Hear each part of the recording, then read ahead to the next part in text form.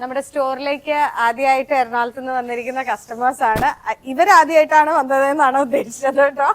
അപ്പം ജസ്റ്റ് ഒന്ന് മാം പറയാമോ, പേരൊന്ന് പറയാമോ? മീനു എന്നാണ്. ആ ശരി, അവിടെയാണ് എറണാകുളത്താണ് സെറ്റിൽഡ് ആയിട്ടിരിക്കുന്നത് മക്കള്. ഓക്കെ, ഇത് നമ്മുടെ ഡാനിയ. ആ, ഒരു സ്പെഷ്യൽ പേരാണ്.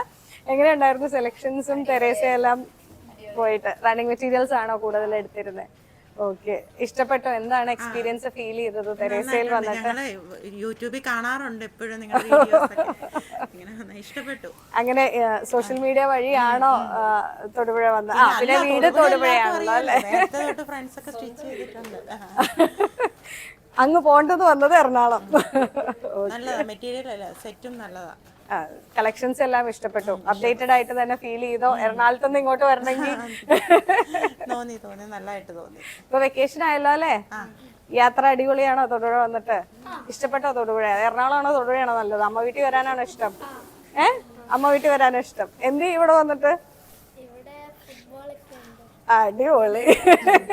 എറണാകുളത്ത് എവിടെയാ താമസിക്കുന്നത്? കാക്കനാട്. കാക്കനാടാണ്. ഓക്കെ.